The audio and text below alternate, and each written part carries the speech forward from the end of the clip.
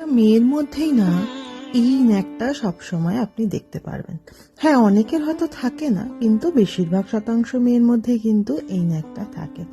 আপনার বাড়িতে প্রচুর শাড়ি রয়েছে, কিন্তু কোথাও বেরোনোর সময় আপনি শাড়ি খুঁজে পাচ্ছেন না কোনটা পরে যাবেন। আর এখন আজকাল সোশ্যাল মিডিয়ার যুগে আমরা কিন্তু প্রচুর শাড়ি কিনে ফেলি। একটা ফটো তোলা হয়ে গেলে সেই শাড়িটা আর অন্য কোনো অনুষ্ঠানে পরতে ইচ্ছে করে না।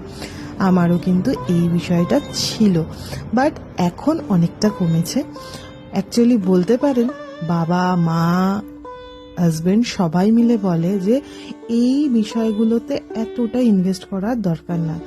তো সত্যিই তাই, পরে যখন ভাবি আসলে এগুলো হয়তো বয়সের সাথে সাথে ম্যাচুরিটিটা আসে, যে সত্যিই তো একবার পরে শাড়িটা রেখে দিচ্ছি। এরকম বহু শাড়ি আছে যেগুলো আমি একবার পরে রেখে দিয়েছি, ফটো তোলা হয়ে গেছে, নতুন পরবো। এই পাগলামিগুলো আর ছেলে মানুষিগুলো হয়তো অনেকের মধ্যেই পাওয়া যায়।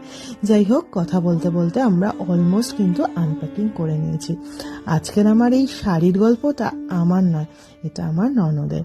ও এখানে থাকে না, অনেকটা দূরে থাকে, কিন্তু যখন ভাবে যে বাপের বাড়ি আসবো তার আগে বেশ কিছু কেনাকাটা করে নেয় বা এসে করে। এখন আসলে তার দুটো ছোট ছোট বেবি আছে, তো তাই চিন্তায় পড়ে গেছে যদি সে এসে কিনতে না পারে, তাই জন্য আগে থেকেই অল্প অল্প করে টুকটাক করে কিনে নিচ্ছে। আপনারা যখন যারা বাইরে থাকেন তাদের এই ব্যাপারটা নিশ্চয়ই আইডিয়া আছে। ইন্ডিয়ার মতো এত কোয়ালিটিফুল জিনিস আপনারা বাইরের দেশে প্রচুর পয়সা দিলেও কিন্তু সবসময় পাবেন না, আর খুবই এক্সপেন্সিভ হয়। খুব স্বাভাবিক, ইম্পোর্ট এক্সপোর্টের যে কস্টটা থাকে সেগুলো তো